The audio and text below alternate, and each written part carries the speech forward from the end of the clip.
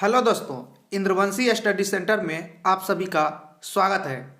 आज हम क्लास 10वीं के हिंदी विषय के जो छात्र मैथिली रखे हैं उसका एक विषय हिंदी भी होगा। उसके लिए हम आज हिंदी विषय के महत्वपूर्ण ऑब्जेक्टिव का संग्रह लेकर आया हूं आप लोगों के सामने। इसीलिए आप लोग इस वीडियो को ज़्यादा से ज़्यादा शेयर करें। यह वीडियो आपके लिए काफ़ी लाभदायक होगा।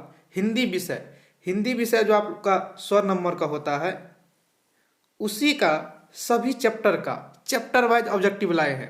इससे पहले मैथिली का ऑब्जेक्टिव हो चुका है, आज जो है हिंदी का ऑब्जेक्टिव लाए हैं क्लास 10वीं के। तो चलिए बिना देर किए हम चलते हैं क्वेश्चन की दुनिया में। देखिए विषय है हिंदी, NLH इसीलिए लिखा है क्योंकि इसे नॉन हिंदी भी कहा जाता है, क्योंकि जो छात्र मैथिली रखे होंगे उसके लिए यही हिंदी होगा क्लास 8वीं का। इसीलिए हम चैप्टर वाइज जो है अब ऑब्जेक्टिव क्वेश्चन करने जा रहा हूं।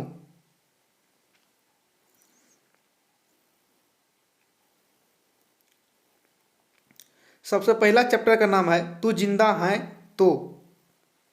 आप लोग पढ़े होंगे हिंदी विषय में पहला चैप्टर का नाम है तू जिंदा है तो। तू जिंदा है तो एक कविता है। क्या है? एक कविता है जिसका लेखक कौन है? शंकर शैलेंद्र है। जिसका लेखक कौन है? शंकर शैलेंद्र है। तो चलिए क्वेश्चन पर बात करते हैं।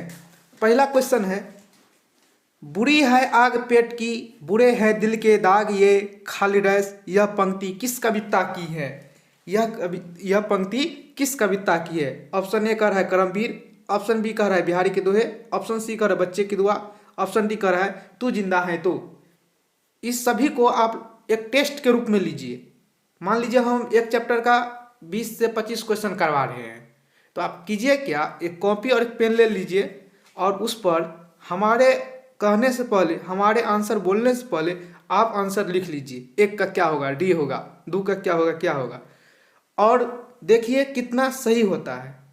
जैसे मान लीजिए यही क्वेश्चन है, 1 नंबर है और आप लिखें 1 का डी, तू जिंदा है तो डॉट डॉट डॉट। उसके बाद अब जो हम आंसर बोलेंगे उससे आप उसको मैच कीजिए। अगर आंसर मैच हो रहा है तो आपका सही है। इससे आपका तैयारी कैसा है हिंदी का उसका सही आकलन हो जाएगा।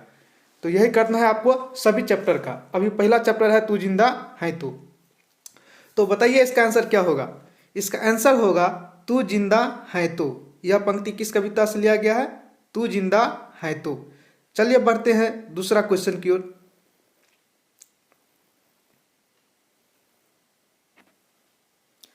दूसरा क्वेश्चन है, कवि स्वर्ग को कहाँ उतारने की बात कहते हैं?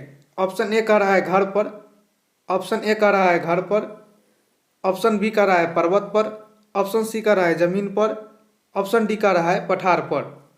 तो बताइए कवि जो है स्वर्ग को कहाँ उतारने की बात कहते हैं? घर पर कि पर्वत पर कि जमीन पर कि पठार पर? आप लोग को पता होगा, जब आप लोग इस कविता को पढ़े होंगे तो कविता कहता है, अगर कहीं है स्वर्ग तो उतारला जमीन पर, अगर कहीं है स्वर्ग तो उतारला जमीन पर। इसीलिए इसका सही जवाब होगा दो का सी, दो का सी।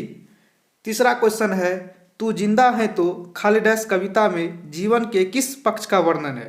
कहता है इस कविता में जो है जीवन के किस पक्ष का वर्णन है? ऑप्शन ए कह रहा है निराशावादी, ऑप्शन बी कह रहा है आशावादी, ऑप्शन सी कहा है प्रेरणावादी और ऑप्शन डी कह रहा है साम्यवादी। तो कवि जो है इस कविता में जो है आशावादी का वर्णन कर रहा है, इसीलिए 3 का बी, 3 का बी। चलिए बढ़ते हैं चौथा क्वेश्चन पर।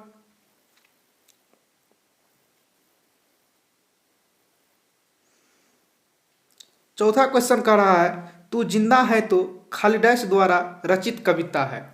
ये कविता कह रहा है तू जिंदा है तो कविता जो है यह किसके द्वारा रचित है? ऑप्शन ए कह रहा है दिनकर द्वारा, बी कह रहा है शंकर शैलेंद्र द्वारा, सी कह रहा है हरिऔध द्वारा, डी कह रहा है निराला द्वारा। अब इसे आप कॉपी पर लिखिए, 4 का क्या होगा? ए होगा कि बी होगा कि सी होगा कि डी होगा। और उसके बाद हम जो आंसर बताएं दोनों को मैच कीजिए। सही होगा तो उस पर सही का टिक लगाइए, जिससे आपका आकलन होगा कैसे आप पढ़े हैं, क्या तैयारी किए हैं। तो इसका सही जवाब जो होगा शंकर शैलेंद्र। इसका सही जवाब है शंकर शैलेंद्र। चलिए बढ़ते हैं नेक्स्ट क्वेश्चन पर। 5वां क्वेश्चन कह रहा है सुबह शाम आकाश का रंग कैसा रहता है। ऑप्शन ए कह रहा है नीला, ऑप्शन बी कह रहा है हरा, ऑप्शन सी कह रहा है लाल, ऑप्शन डी कह रहा है कुछ नहीं। तो सुबह शाम आकाश का रंग कैसा रहता है, तो सुबह शाम आकाश का रंग रहता है लाल। सही जवाब हो गया इसका सी। सही जवाब इसका हो गया सी। सी सही जवाब है। चलिए बढ़ते हैं अगला क्वेश्चन की ओर। देखिए 6ठा क्वेश्चन कर रहा है स्वराज्य का अर्थ है। स्वराज्य का अर्थ क्या है। ऑप्शन ए कर रहा है राज्य, ऑप्शन बी कर रहा है आज़ादी, ऑप्शन बी कह रहा है आज़ादी, ऑप्शन सी कह रहा है परतंत्र और ऑप्शन डी कह रहा है अपना राज्य। तो स्वराज का अर्थ क्या होता है, आप लोग को पता होगा स्वराज का अर्थ क्या होता है। स्वराज का अर्थ होता है अपना राज्य। इसका सही जवाब है 6 का डी। 7वां क्वेश्चन कह रहा है कवि मनुष्य को कैसा जीवन जीने की प्रेरणा देता है। कवि जो है, कवि शंकर शैलेंद्र जो है वह मनुष्य को कैसा जीवन जीने की प्रेरणा देता है। ऑप्शन ए कह रहा है हौसले और उत्साहपूर्ण, ऑप्शन बी कह रहा है अतीत को याद कर, ऑप्शन सी कह रहा है मौत से डर डर कर, ऑप्शन डी कह रहा है समय का सदुपयोग करके। तो इसका सही जवाब है ए।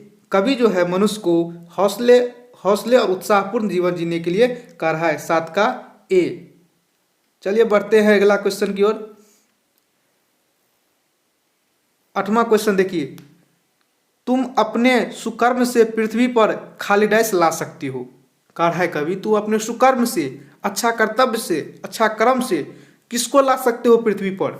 ऑप्शन ए कह रहा है स्वर्ग को, ऑप्शन बी कह रहा है नरक को, ऑप्शन सी कह रहा है चांद को, ऑप्शन डी कह रहा है तारे को। तो कवि जो है इस चैप्टर में किस चीज को नीचे लाने के बाद कहा है, कहा अगर कहीं है स्वर्ग तो उतार ला जमीन पर, तू जिंदा है तो जिंदगी के जीत में यकीन कर। सुकर्म से पृथ्वी पर किसे ला सकते हैं हम, स्वर्ग को ला सकते हैं। किसे ला सकते हैं, स्वर्ग को। तो 8 का हो गया ए। इस प्रकार से 8 को क्वेश्चन को हम खत्म किए। उसके बाद बढ़ते हैं हम 9वां क्वेश्चन। चलिए 9वां क्वेश्चन देखिए सुख दुख दोनों में एक समान रहने वाले आकाश को देखकर पृथ्वी खाली डैश हो जाती है। कहता है सुख दुख दोनों में एक समान रहने वाले आकाश को देखकर पृथ्वी क्या हो जाती है। चाहे सुख रहे या दुख रहे, आकाश क्या रहता है, हमेशा समान रहता है। तो ऑप्शन ए कह रहा है व्यथित, ऑप्शन बी कह रहा है आनंदित, ऑप्शन सी कह रहा है मूर्छित, ऑप्शन डी कह रहा है कुछ नहीं। तो सुख दुख दोनों में क्या रहता है, सुख दुख दोनों में समान रहने वाले आकाश को देखकर पृथ्वी क्या हो जाता है, आनंदित हो जाता है। 9 का बी। 10वां क्वेश्चन कैसा व्यक्ति जिंदा माना जाता है। कहता है इस संसार में कैसा व्यक्ति जिंदा माना जाता है। ऑप्शन ए कर है निराशा रहित, ऑप्शन बी कर है घमंडी, ऑप्शन बी कर है स्वाभिमानी और ऑप्शन डी कर है आलसी। पता होगा आप लोगों को कैसा व्यक्ति जिंदा माना जाता है, स्वाभिमानी माना जाता है। आलसी और अकर्मण तो नहीं होगा, घमंडी भी नहीं होगा, निराशा रहित नहीं होगा। इसका एकमात्र सही जवाब है 10 का सी। चलिए बढ़ते हैं 11वें क्वेश्चन पर। 11वां क्वेश्चन देखिए कहता है कवि शैलेंद्र तू जिंदा है तो खाली डैश कविता में देशवासियों को क्यों संगठित होने की बात करती है। कहता है कवि शैलेंद्र जो है तू जिंदा है तो कविता में देशवासियों को क्यों संगठित होने की बात करते हैं। ऑप्शन ए कहता है आज़ादी प्राप्त करने के लिए, बी कहता है जुलूस निकालने के लिए, धरती को स्वर्ग जैसा सुंदर बनाने के लिए, इनमें से कोई नहीं। तो कवि शैलेंद्र जो है तू जिंदा है तो खाली डैश कविता में देशवासियों को संगठित होने की बात करता है। किसके लिए, आप लोग को पता होना चाहिए। इसका अगर पता है तो कमेंट बॉक्स में इसका आंसर लिखिए। अगर नहीं पता होगा तो अगला वीडियो में जो है इसका आंसर हम बता देंगे। 11 नंबर क्वेश्चन को हम चिन्हित कर लेते हैं। अगर नहीं होगा पता आप लोगों को तो हम इसको बताएंगे। चलिए 12वें क्वेश्चन पर बढ़ते हैं। इसी प्रकार से सब चैप्टर में 1-2 क्वेश्चन हम छोड़ देंगे और उसको आप कमेंट बॉक्स में लिखिए क्या सही जवाब है। सही लिखिएगा तो उसका आंसर तुरंत दिया जाएगा।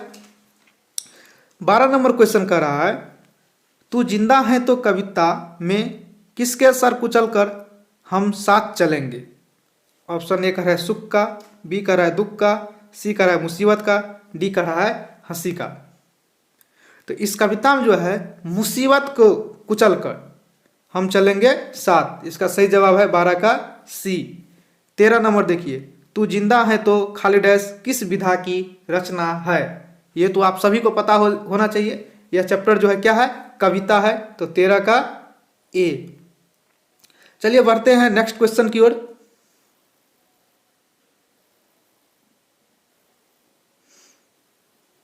चौदह नंबर क्वेश्चन देखिए, तू जिंदा है तो खाली डैश कविता में जीवन का कौन सा दृश्य प्रस्तुत है। कहता है इस कविता में जीवन का कौन सा दृश्य प्रस्तुत है, विजुअली है, दिखाया गया है। ऑप्शन ए का रहा है गहरे जीवन राग का, ऑप्शन बी का रहा है उत्साह का, ऑप्शन सी का रहा है गहरे जीवन एवं उत्साह का, डी का रहा है इनमें से कोई नहीं। इसका सही जवाब है 14 का सी, गहरे जीवन राग एवं उत्साह का। 15 नंबर देखिए, कारवां को किसका इंतजार है। ऑप्शन ए का रहा है स्वर्ग का, बी का रहा है घर का, डी का रहा है मंजिल को, डी का रहा है सैनिकों को। इसका सही जवाब है कारवां को जो इंतजार है मंजिलों का। चलिए बढ़ते हैं नेक्स्ट क्वेश्चन की ओर, और इस चैप्टर का ये लास्ट क्वेश्चन होगा 16 नंबर। हमने प्रत्येक इंपॉर्टेंट क्वेश्चन को करवाने का काम किया है। 16 नंबर क्वेश्चन कहता है तू जिंदा है तो खाली डैश कविता से कवि ने हमें क्या संदेश दिया है। कहता है इस कविता से कवि ने हमें क्या संदेश दिया है। ऑप्शन ए कह रहा है कठिनाइयों को भूलकर लक्ष्य प्राप्ति करना चाहिए, बी कह रहा है धन प्राप्त करना चाहिए, सी कह रहा है बड़ा आदमी बनना चाहिए, डी कह रहा है संघर्ष नहीं करना चाहिए। देखिए डी भी सही नहीं है, संघर्ष नहीं करने का बात तो कहा ही नहीं, बड़ा आदमी बनने का बात किया ही नहीं, धन प्राप्त करने का बात किया ही नहीं, इसीलिए ये भी गलत, ये भी गलत, ये भी गलत। तो एक ही ऑप्शन रहा कठिनाइयों को भूलकर लक्ष्य की प्राप्ति करनी चाहिए। स्टूडेंट सबको भी कहा गया है आप जो है लाख मुसीबत आए जिंदगी में उसे टालकर आगे बढ़िए और अपने लक्ष्य को प्राप्त कीजिए। जीवन में कठिनाइयां आना स्वाभाविक है, आएगा ही।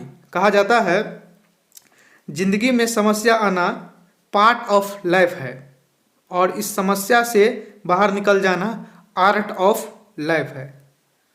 तो चलिए पार्ट ऑफ लाइफ का मतलब हुआ समस्या जिंदगी का एक भाग है, और आर्ट ऑफ लाइफ का मतलब हुआ ये कला है एक समस्या से बाहर निकल जाने का।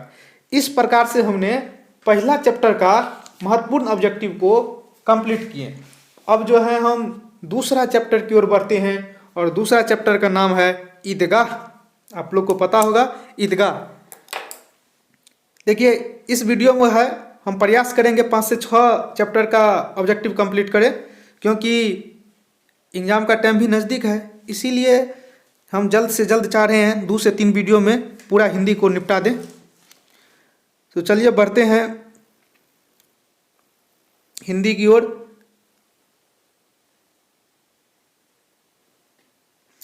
देखिए चैप्टर का नाम है ईदगाह। चैप्टर का क्या नाम है, ईदगाह। ईदगाह चैप्टर का लेखक का बात करें तो इसका लेखक है प्रेमचंद्र। आप लोग को पता होगा ईदगाह चैप्टर का लेखक कौन है, प्रेमचंद्र। तो चलिए पहला क्वेश्चन देखते हैं। पहला क्वेश्चन कर रहा है नूरे को किस खिलौने से प्रेम है। ऑप्शन ए कर रहा है वकील से, बी कर रहा है सिपाही से, सी कर रहा है धोबिन से, डी कर रहा है साधु से। तो नूरे को जो है वकील खिलौने से प्रेम है, इसीलिए एक का ए। चलिए बढ़ते हैं दूसरा क्वेश्चन की ओर।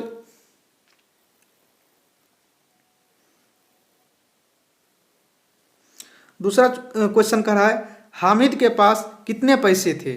ऑप्शन ए कर रहा है 3, बी कर रहा है 4, सी कर रहा है 5, डी कर रहा है 6। तो आप सभी को पता होगा हामिद के पास कितने पैसे थे, मात्र 3 पैसे थे। तो 2 का ए। तीसरा क्वेश्चन प्रेमचंद्र द्वारा रचित पाठ है। ऑप्शन ए कर रहा है सुदामा चरित्र, बी कर रहा है खेमा, सी कर रहा है ईदगाह, डी कर रहा है ठेस। तो प्रेमचंद्र द्वारा रचित पाठ जो है एकमात्र सही जवाब है सी, 3 का सी, ईदगाह। चलिए बढ़ते हैं नेक्स्ट क्वेश्चन की ओर।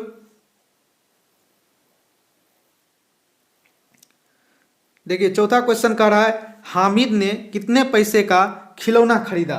तो हामिद जो है पूरा रुपया का खिलौना खरीद लिया था, जितना रुपया उसके पास था तो ऑप्शन ए कह रहा है 2 पैसा, बी कह रहा है 3 पैसा, सी कह रहा है 4 पैसा, डी कह रहा है 8 पैसा। तो इसका सही जवाब है 4 का बी। 5वां क्वेश्चन देखिए, खिलौने किस चीज़ के बने थे? ऑप्शन ए है लोहा का, बी कह रहा है मिट्टी का, सी कह रहा है कागज का, डी कह रहा है लकड़ी का। तो खिलौने जो है मिट्टी का बना हुआ था। 6ठा क्वेश्चन पर बढ़ते हैं।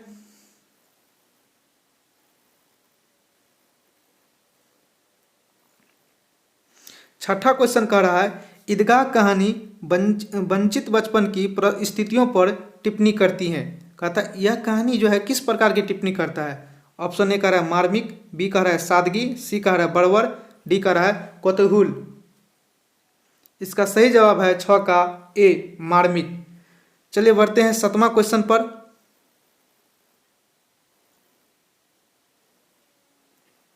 7वां क्वेश्चन कह रहा है कथा सम्राट के नाम से किसे जाना जाता है? ऑप्शन ए कह रहा है प्रेमचंद्र को, बी कह रहा है शिव पूजन सहाय को, डी कह रहा है राम वृक्ष बेनीपुरी को, और डी कह रहा है अरुण कमल को। तो इसका सही जवाब है कथा सम्राट के नाम से प्रेमचंद्र को जाना जाता है। 8वां क्वेश्चन है महमूद ने कौन सा खिलौना खरीदा?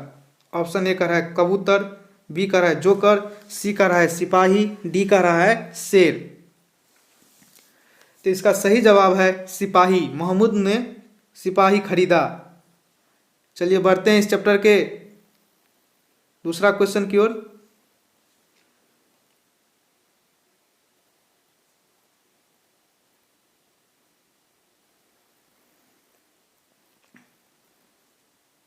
नौवां क्वेश्चन कह रहा है अभावग्रस्त बच्चों में किस तरह का सोच पैदा किया गया है?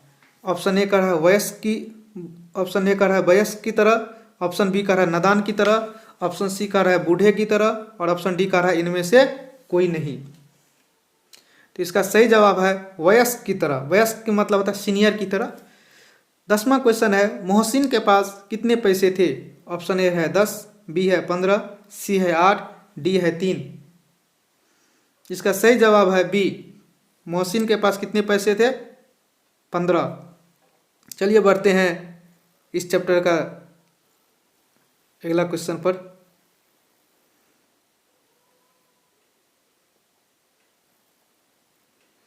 देखिए 11वां क्वेश्चन क्या कह रहा है?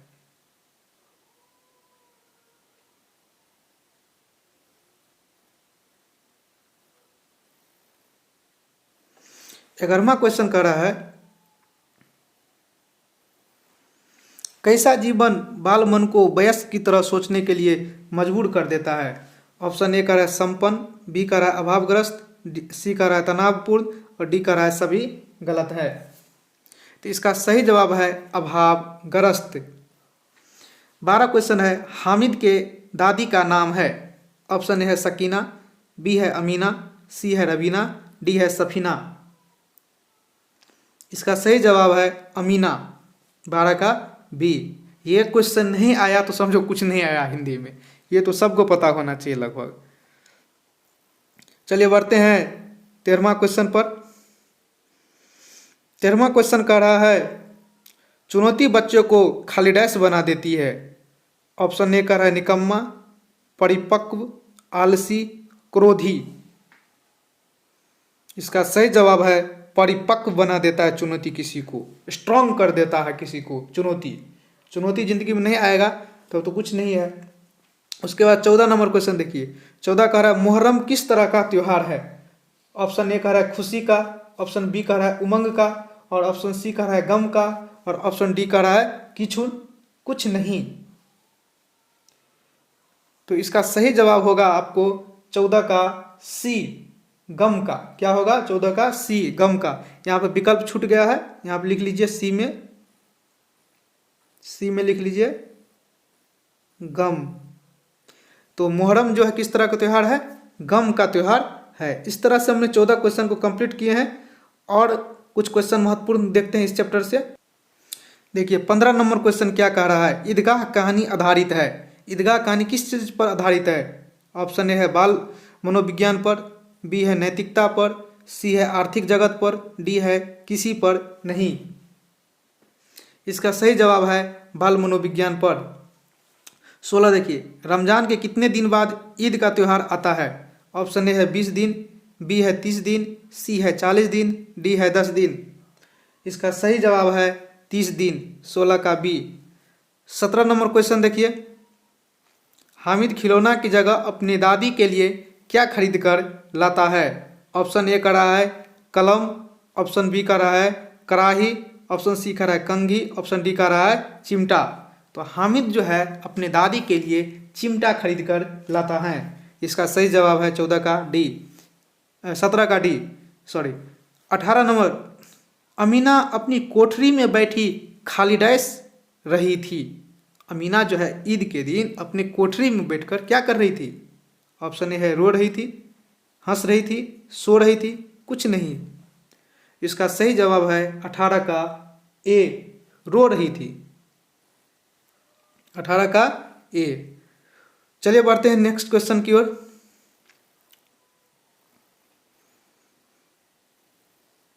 उन्नीस नंबर, मेले में हामिद ने क्या खरीदा? ऑप्शन ए है खिलौना, बी है चिमटा, सी है कुल्हाड़ी, डी है केला। तो हामिद जो है मेले में चिमटा खरीदा, 19 का बी। 20वां क्वेश्चन देखिए, ईदगाह कहानी की मुख्य विशेषता क्या है? ऑप्शन ए का रहा है कहानी बाल मनोविज्ञान पर आधारित है, बी का रहा है अभाव एवं चुनौतियां बच्चों को परिपक्व बनाती हैं, सी कहानी में सरल शब्दों का चयन एवं मुहावरे का प्रयोग रोचक है, डी कहानी का अंत सुखांत है, मतलब सुखद है। ईदगाह कहानी की मुख्य विशेषता जो है अभाव एवं चुनौतियां बच्चों को परिपक्व बनाती है, 20 का बी। चलिए 21वां क्वेश्चन पर देखते हैं।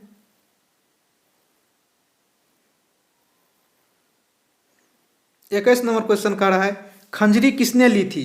ऑप्शन ए का रहा है हामिद, ऑप्शन बी का रहा है मोहसिन, ऑप्शन सी का रहा है सम्मी और ऑप्शन डी का रहा है महमूद। तो इसका जवाब जो है आप कमेंट बॉक्स में लिखिए, इसका जवाब क्या होना चाहिए। 1-2 क्वेश्चन हम हर एक चैप्टर में छोड़ेंगे इसी प्रकार से। 22 नंबर क्वेश्चन देखिए, नमाज खत्म होने के बाद लोग क्या कर रहे थे? तो इसका सही जवाब एक दूसरे से गले मिल रहे थे, ताश खेल रहे थे, मेले में घूम रहे थे, एक जगह सभी बैठे थे। इसका सही जवाब होगा एक दूसरे से गले मिल रहे थे, 22 का ए।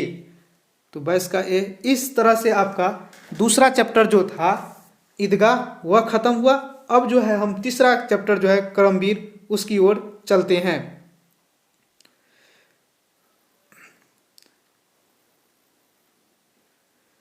देखिए करमवीर चैप्टर का नाम है करमवीर। तो करमवीर का लेखक कौन है उसका नाम लिखिए कमेंट बॉक्स में। देखिए राइटर नाम तो आप याद कर ही लीजिएगा क्योंकि राइटर नाम से क्वेश्चन आता ही है। पहला क्वेश्चन है व्यक्ति की सफलता का निर्धारण कौन करता है? करमवीर चैप्टर में कह रहा है व्यक्ति की सफलता का निर्धारण कौन करता है? एक कह रहा है आराम, आराम से सफलता मिलेगा, सुख, नींद, कर्म के प्रति निंदा। खूब सोएगा तब सफलता मिलेगा, खूब अभी से सो खूब मैट्रिक के एग्जाम तक तो सफलता मिलेगा, अच्छा रिजल्ट आएगा, कदापि नहीं। आराम करेगा नहीं, सुख मिलेगा नहीं। इसका सही जवाब है कर्म के प्रति निष्ठा। अभी आप लोग का क्या कर्म है, कर्तव्य है? अभी है अधिक से अधिक समय दीजिए पढ़ने लिखने पर। आप फिर 1-1.5 महीना के बाद खूब घूमिएगा, जहाँ जाना होगा जाइएगा, लेकिन अभी जो है समय का बर्बादी नहीं कीजिए। हम तो इतना ही बोलेंगे, मानना या ना मानना आपका काम। दूसरा क्वेश्चन है असंभव को संभव कौन बना देते हैं? असंभव को संभव कौन बना देते हैं? ऑप्शन है धर्मवीर, बी है वीर, सी है धीर, डी है करमवीर। इसका सही जवाब है 2 का डी, करमवीर।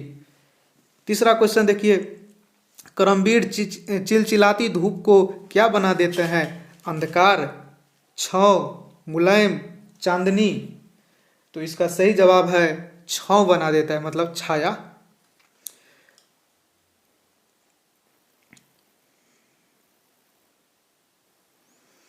चौथा क्वेश्चन देखिए अयोध्या सिंह उपाध्याय हरिऔध की कविता है। कहता है अयोध्या सिंह उपाध्याय का इनमें से कौन कविता है?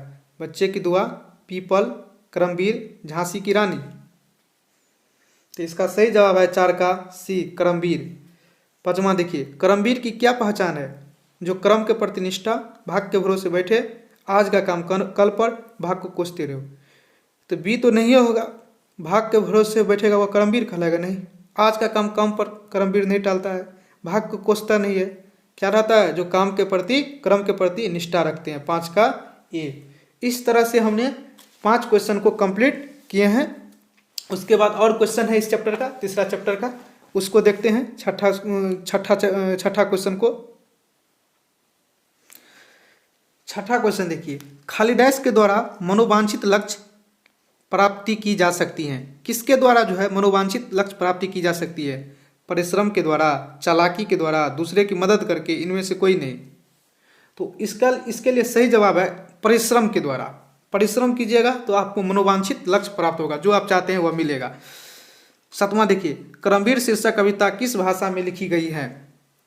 ऑप्शन ए का रहा अवधी, बी का रहा है मैथिली, सी का रहा है भोजपुरी और डी का रहा है खड़ी हिंदी। डी का रहा है खड़ी हिंदी। तो इसका सही जवाब है 7 का डी, खड़ी हिंदी। चलिए बढ़ते हैं 8वें क्वेश्चन की ओर। 8वां क्वेश्चन कर रहा है, कर्म के प्रति निष्ठा ही व्यक्ति की खाली डैश का निर्धारण करता है। सफलता, विफलता, योग्यता, इनमें से कोई नहीं। कर्म के प्रति निष्ठा ही, कर्म के प्रति आप निष्ठा रखिएगा तो किस चीज़ का निर्धारण हो जाएगा? सफलता का निर्धारण हो जाएगा। तो 8 का ए। 9वां क्वेश्चन देखिए, सब जगह सब काम में कौन खिले रहते हैं? सब जगह सब काम में कौन खिले रहते हैं? ऑप्शन है दानवीर, बी है बलवीर, सी है कर्मवीर, वचनवीर। सब जगह किसका वैल्यू है? जो कर्मवीर है, जो काम के प्रति जिसका निष्ठा है। तो 9 का सी। 10वां क्वेश्चन देखिए, स्वयं को कर्मवीर सिद्ध करने के लिए क्या बनना होगा? तो स्वयं को कर्मवीर सिद्ध करने के लिए क्या बनना होगा? संकोची बनिएगा, लाज कीजिएगा, शर्म कीजिएगा, नहीं कर्मवीर नहीं कहलाइएगा। कर्तव्यनिष्ठ, तेजस्वी और डी का रहा है निर्लोभी बनिएगा, नहीं कर्तव्यनिष्ठ बनिएगा। क्या बनिएगा? कर्तव्यनिष्ठ। 10 का बी। चलिए 11वें क्वेश्चन की ओर।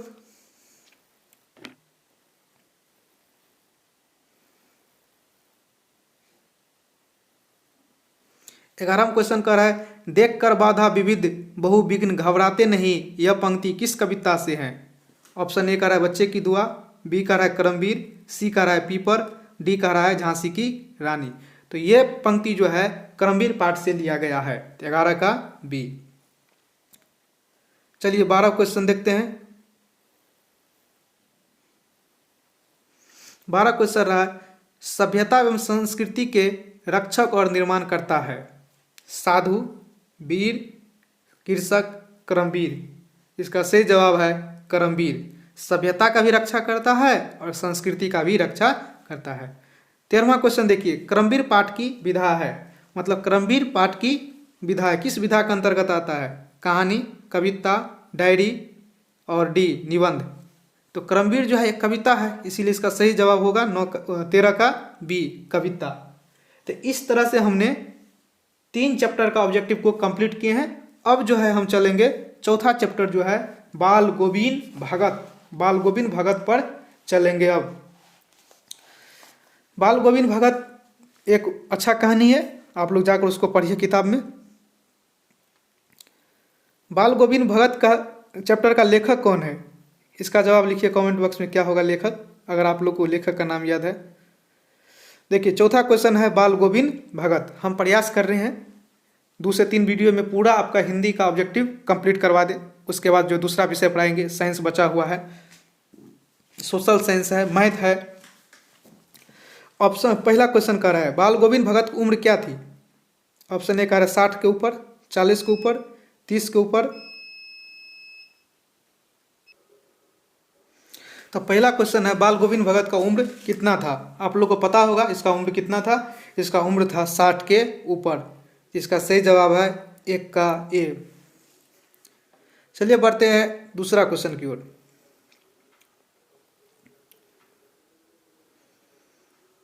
दूसरा क्वेश्चन कह रहा है बाल गोविंद भगत की प्रभातियाँ कब शुरू होती थी? अगहन में, कार्तिक में, पूस में, माघ में। इसका सही जवाब है कार्तिक में। तीसरा क्वेश्चन देखिए, बाल गोविंद भगत सिर में क्या पहनते थे? कबीर पंथियों की सिकनपट्टी टोपी, पगड़ी, गांधी टोपी, राजस्थानी पगड़ी। इसका सही जवाब है कबीर पंथों की सी कनपट्टी टोपी, 3 का ए।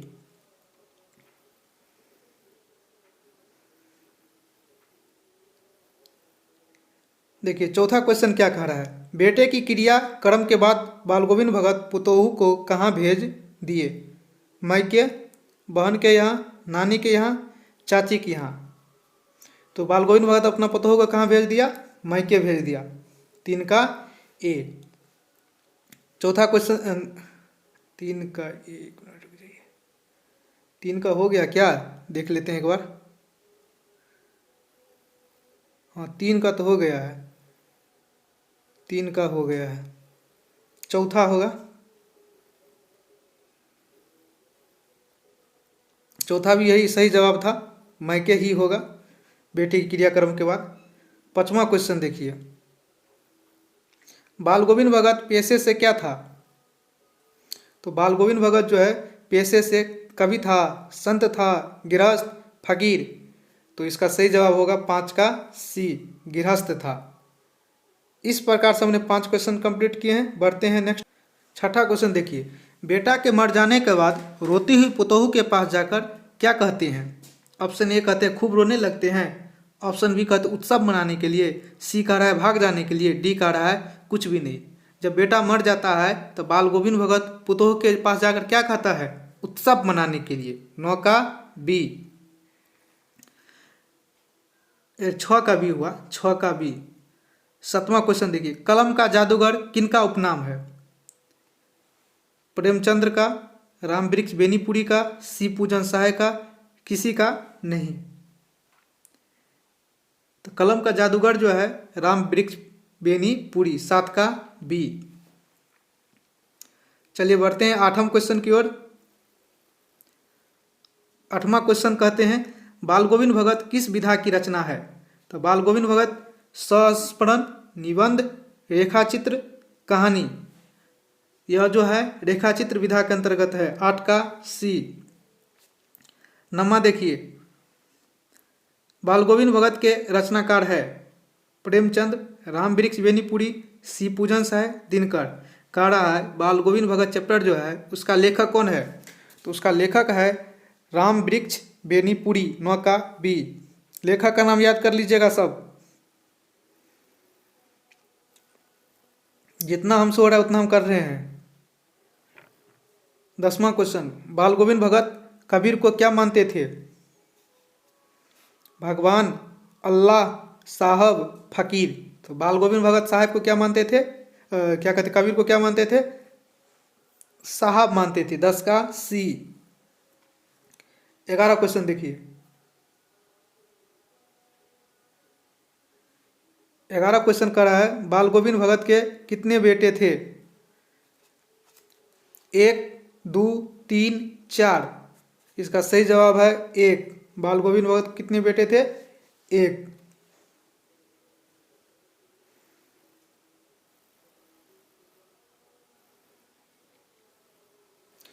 12वां क्वेश्चन देखिए, बाल गोविंद भगत का बेटा था, बुद्धिमान था, सुस्त था, मोटा था, दुबला पतला था। इसका सही जवाब है उसका बेटा जो न बुद्धिमान था, न मोटा था, न दुबला पतला था, सुस्त था, सुस्त। बाल गोविंद भगत की पतोहू थी कर्कशा, रोगग्रस्त, सुशील, झगड़ालू। कर्कश का मतलब है खराब, रोगग्रस्त का मतलब होता है बीमारियाँ, झगड़ालू का मतलब लड़ाई झगड़ा करने वाला, सुशील का मतलब सुंदर, बढ़िया, सब कुछ। इसका सही जवाब है 13 का सी। चलिए बढ़ते हैं 14वां क्वेश्चन की ओर।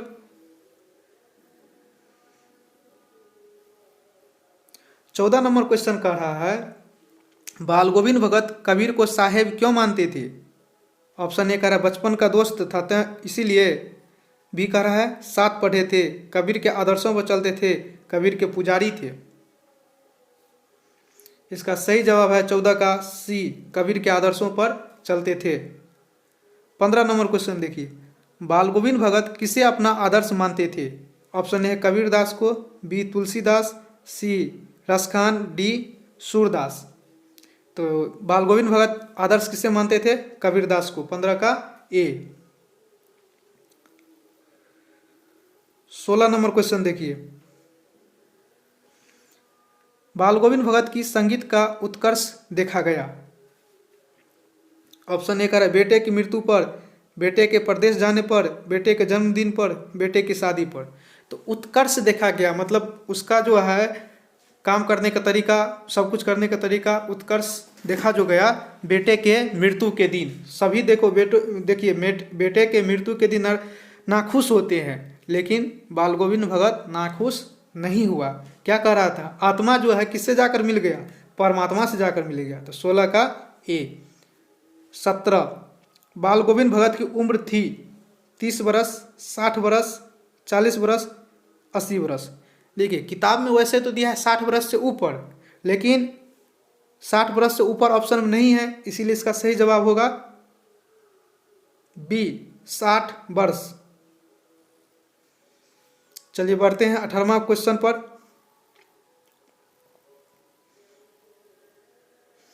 18वां क्वेश्चन कह रहा है बेटे के मृत्यु के पश्चात बाल गोविंद भगत ने आग किससे दिलवाई? स्वयं बाल गोविंद भगत ने दी, उनके पतोहू ने दी, उनके भतीजे, इनमें से कोई नहीं। तो इसका सही जवाब है उनकी पतोहू से।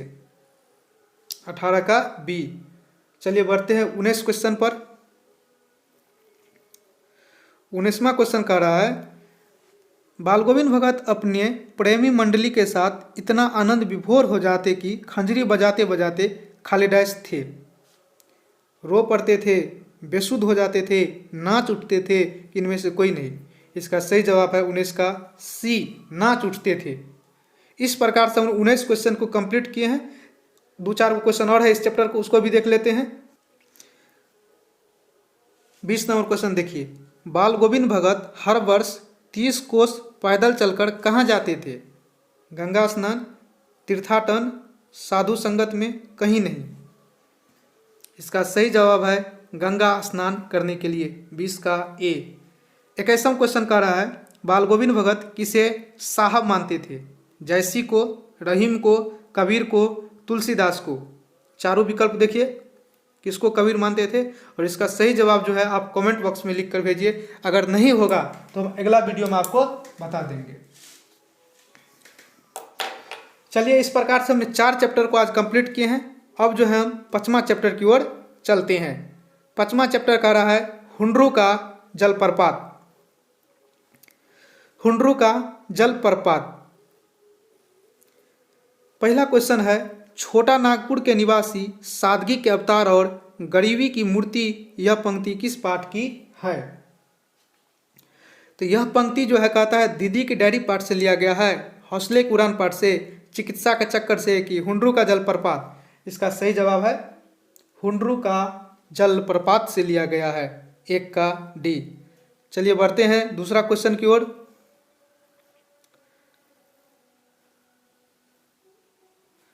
दूसरा क्वेश्चन कर रहा है हुंड्रू का जलप्रपात शीर्षक अध्याय में किसके प्रति विश्वास प्रकट किया गया है?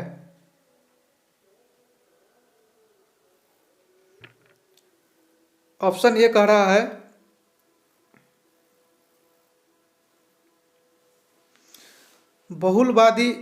बहुलवादी संस्कृति के प्रति, जंगली जानवर के प्रति, लोगों के सादगी के प्रति, डी कह रहा है लोगों के करुणा के प्रति। तो इसका सही जवाब है लोगों के सादगी के प्रति, 2 का सी। चलिए बढ़ते हैं नेक्स्ट क्वेश्चन की ओर।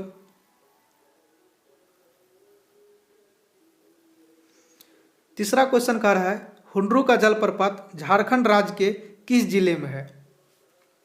ऑप्शन ए है दुमका में, बी है लोहरदगा में, सी है छोटा नागपुर, डी है रांची। इसका सही जवाब है 3 का सी। चौथा क्वेश्चन देखिए हुंड्रू का जलप्रपात खालिदास है, न रांची का, न हजारीबाग का, न छोटा नागपुर का, कि सब का? तो इसका सही जवाब है 4 का डी, सब का। चलिए बढ़ते 5वां क्वेश्चन की ओर। 5वां क्वेश्चन देखिए हुंड्रू का पानी निरंतर संघर्ष के साथ चट्टान पर गिरता हुआ मानो खालिदास की सृष्टि करता है। ऑप्शन ए कह रहा है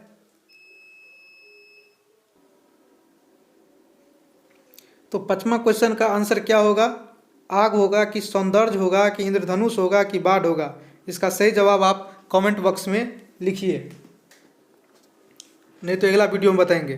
छठा क्वेश्चन देखिए, छोटा नागपुर लेखक की दृष्टि में क्या है? नर्क है, जंगल, स्वर्ग का टुकड़ा, बियावान भूमि है? इसका सही जवाब है 6 का सी, स्वर्ग का टुकड़ा। चलिए बढ़ते हैं 7वां क्वेश्चन की ओर। 7वां क्वेश्चन देखिए क्या कह रहा है? हुंड्रू के जलप्रपात पाठ की विधा है। ऑप्शन ए कह रहा है निबंध, बी कह रहा है संस्मरण, सी कह रहा है यात्रा वृत्तांत, डी कह रहा है डायरी।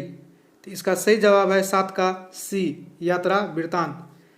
8वां क्वेश्चन देखिए, हुंड्रू का जलप्रपात पाठ के लेखक है राम वृक्ष बेनीपुरी, कामता प्रसाद सिंह काम, सी प्रेमचंद्र, डी है फणीश्वर नाथ रेणु।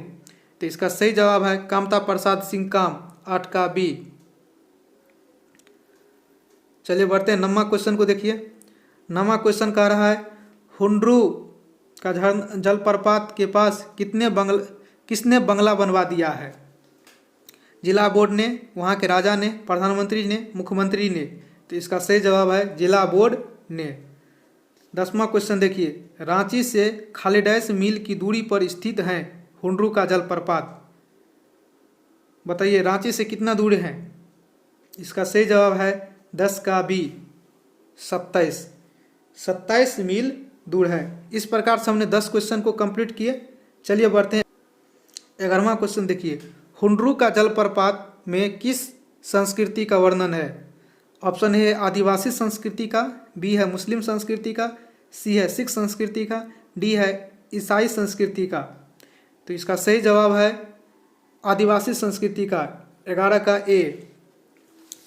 12वां क्वेश्चन देखिए, पुरुलिया रोड से हुंड्रू की दूरी कितनी है? कहता है पुरुलिया रोड से हुंड्रू की दूरी कितनी है? 3 मील, 13 मील, 123 मील, 33 मील? तो इसका सही जवाब है 12 का बी, 13 मील। चलिए बढ़ते हैं दूसरा क्वेश्चन पर।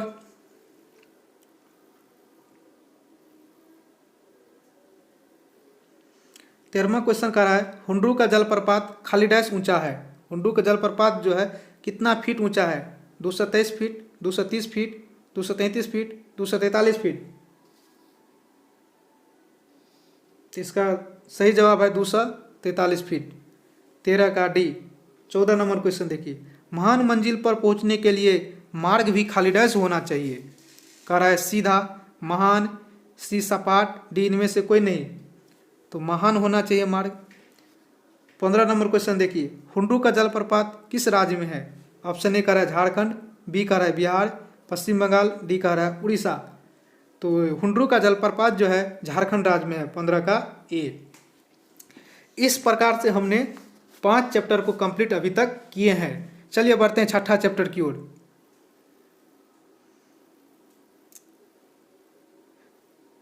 मान लीजिए किसी को एक ही बार में इतना बड़ा वीडियो देखने में मन नहीं लगे तो 2 पार्ट में करके देख लीजिएगा। आधा घंटा एक बार देख लीजिएगा, फिर आधा घंटा देख लीजिएगा, क्योंकि हमको ख़त्म भी करना ज़रूरी है ना।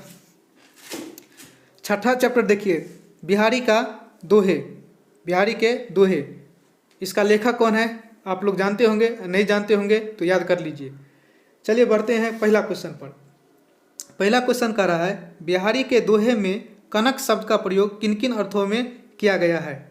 ऑप्शन है धतूरा और सोना, बी है धतूरा और चांदी, सी है धतूरा और लोहा, डी है धतूरा और तांबा? तो इसका सही जवाब है धतूरा और सोना। दूसरा क्वेश्चन देखिए, बिहारी किस काल के कवि हैं?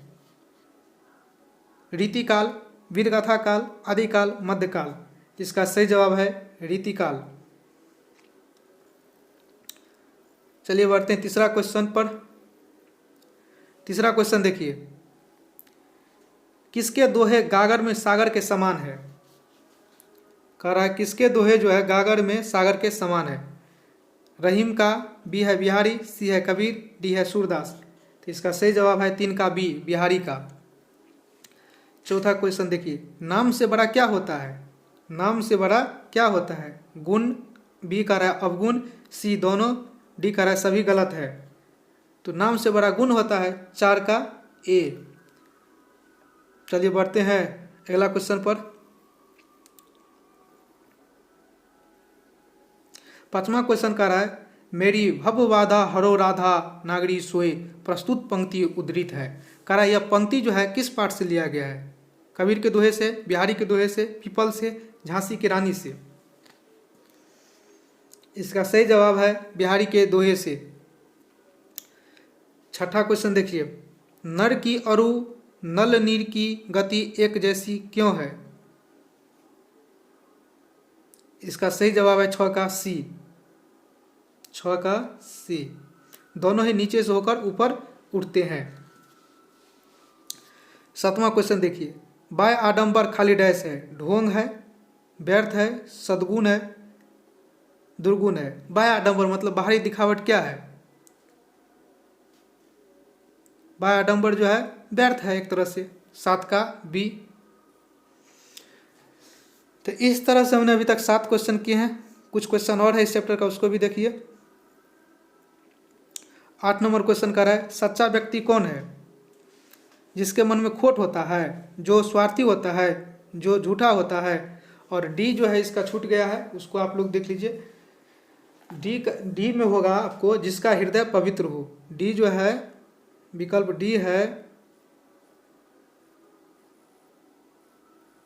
जिसका हृदय पवित्र हो। तो देखिए सच्चा व्यक्ति उसे कहा गया है जिसका हृदय क्या हो? पवित्र हो। तो इसका 8 का डी हो जाएगा सही जवाब। चलिए बढ़ते हैं नेक्स्ट क्वेश्चन की ओर।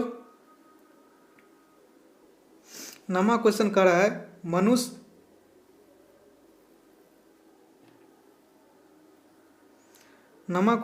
मनुष्य खाली डैश के पालन में श्रेष्ठ बनता है। नम्रता, उदंडता, विवेकहीनता, इनमें से सभी। तो सही जवाब है 9 का ए, नम्रता। चलिए बढ़ते हैं 10वां क्वेश्चन की ओर। 10वां क्वेश्चन कर रहा है बिहारी के अनुसार रामू भगवान कैसे प्रसन्न होते हैं? सच्चाई से, बुराई से, दिखावा से, बाह्य आडंबर से। तो बिहारी के अनुसार जो भगवान जो है सच्चाई से प्रसन्न होते हैं। 10 का ए। 11 क्वेश्चन देखिए, बिहारी ने राधा नगरी किसे कहा है? श्री राम को, श्री कृष्ण को, मीरा को, राधा को। बिहारी ने राधा नागरी किसे कहा है? श्री राम को कहा है कि मीरा को कहा है कि राधा को कहा है कि श्री कृष्ण को कहा है? तो जब इस दोहा को आप लोग पढ़े होंगे तो कहा गया है राधा नगरी सोई। तो राधा नगरी कौन सोता है? श्री कृष्ण। तो 11 का बी। इस तरह से हमने 6 चैप्टर का ऑब्जेक्टिव कंप्लीट किया। चलिए देखते हैं 7वां चैप्टर को। ठेस कहानी, बहुत इंटरेस्टिंग कहानी है, आप लोग जरूर पढ़िएगा। ठेस, लेखक को जो ठेस लग जाता है। पहला क्वेश्चन है मानू स्टेशन पर सिरचन को किस चीज़ का दाम देने लगी? मानू दीदी जो था सिरचन को स्टेशन पर किस चीज़ का दाम देने लगी? ऑप्शन ए कह रहा है मोहर छाप वाली धोती, बी कह रहा है कुर्ता का, सी कह रहा है पैजामा का, और डी कह रहा है जूता का। तो इसका सही जवाब है मोहर छाप वाली धोती का, 1 का ए।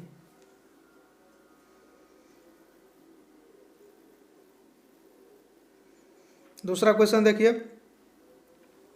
दूसरा क्वेश्चन कह रहा है ठेस कहानी में किस दिन चिक की पहली पाँति में 7 तारे जगमगा उठे, 7 रंग का? पहले दिन, दूसरे दिन, सी कह रहा है तीसरे दिन, डी कह रहा है चौथे दिन। इसका सही जवाब है दूसरे दिन। चलिए बढ़ते हैं तीसरा क्वेश्चन की ओर। तीसरा क्वेश्चन कहता है सिरचन को बुलाने से पहले लेखक किससे पूछ लेते थे? ऑप्शन ए कह रहा है दीदी से, बी कह रहा है चाची, सी कह रहा है भाभी, डी कह रहा है माँ से। इसका सही जवाब होगा 3 का डी, माँ से। चौथा क्वेश्चन कह रहा है सिरचन को पान का बीड़ा किसने दिया था? मानू दीदी ने, मछली भाभी ने, चाची ने, किसी ने नहीं। तो इसका सही जवाब होगा मानू दीदी ने। चलिए बढ़ते हैं 5वां की ओर।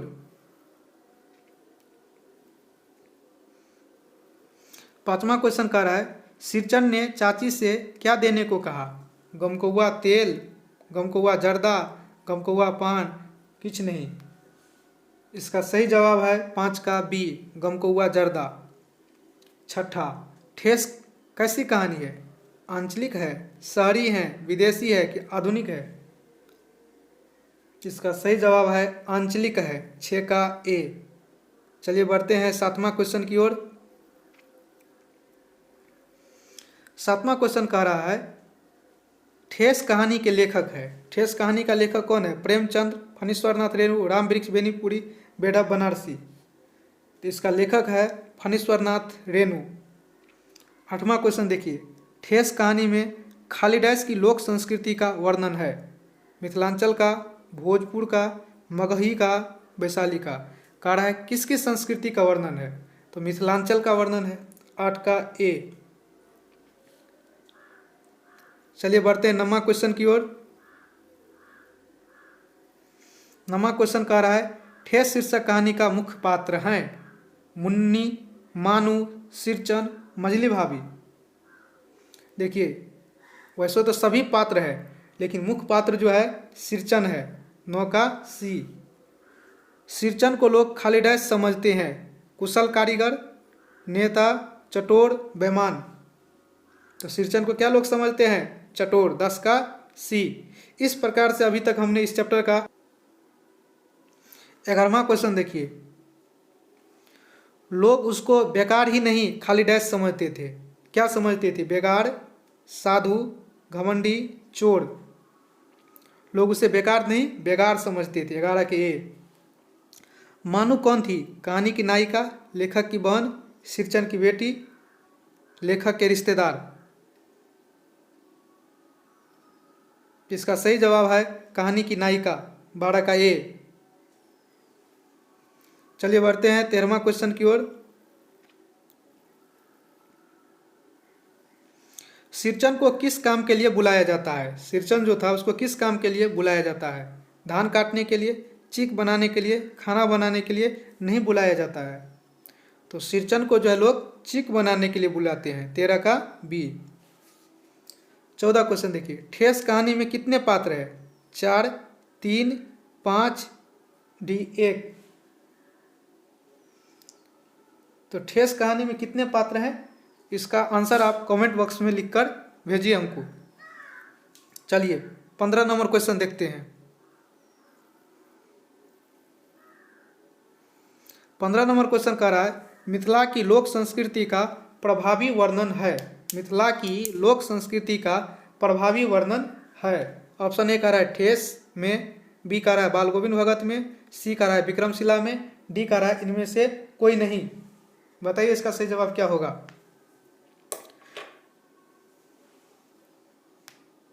मिथिला की लोक संस्कृति का प्रभावी वर्णन जो है कौन पाठ में है? ठेस कहानी में। कौन पाठ में है? ठेस कहानी में, 15 का ए। 16वां देखिए, ठेस कहानी का पात्र है हामिद, बाल गोविंद भगत, सिरचन, कसारा। इसका सही जवाब है सिरचन, 16 का सी। चलिए बढ़ते हैं नेक्स्ट क्वेश्चन की ओर।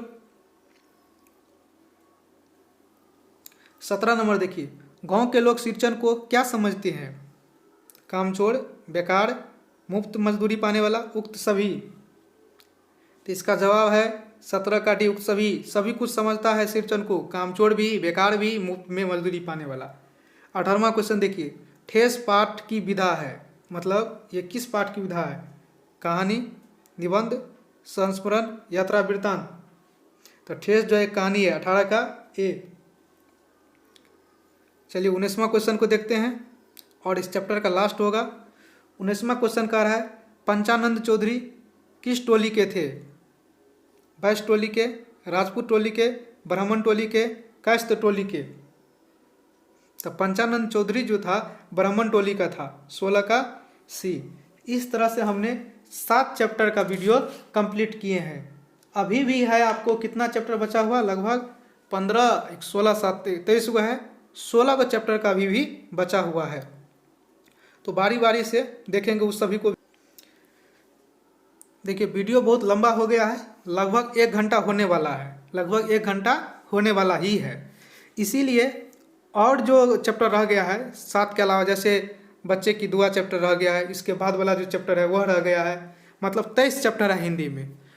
हम सोच रहे हैं 3 वीडियो में आपको कवर कर दे। जैसे 7 वीडियो हो गया, फिर किसी में 7 को ले लेते हैं, 14 को, और किसी में 9 को ले लेते हैं, जिससे 3 वीडियो में आपका टोटल हिंदी का ऑब्जेक्टिव कंप्लीट हो जाएगा और आपका इससे बाहर एक भी ऑब्जेक्टिव नहीं जाएगा। इसीलिए आप लोग जो है इस वीडियो को लाइक कीजिए, सब्सक्राइब कीजिए चैनल को, और सभी ग्रुप में इस वीडियो को भेजिए, जिससे सभी को लाभ होगा। इंद्रवंशी स्टडी सेंटर इस चैनल का नाम है, आप लोग सब्सक्राइब कर लीजिए अगर आप लोग को इस वीडियो से कुछ भी लाभ हो रहा है तो इस तरह से हमने 7 चैप्टर को कंप्लीट किया आज। और वीडियो के पार्ट 2 जो आएगा उसमें 7 चैप्टर और करेंगे, और वीडियो का पार्ट 3 जो आएगा उसमें 9 चैप्टर का करेंगे। इस तरह से हिंदी का ऑब्जेक्टिव आपका कवर हो जाएगा। और इससे पहले मैथिली का वीडियो कंप्लीट हो चुका है, इसीलिए आप लोग प्लेलिस्ट में जाकर मैथिली का वीडियो देखिए। हिंदी का प्लेलिस्ट होगा तो हम अलग से बना देंगे। चलिए थैंक यू, आज के लिए इतना ही।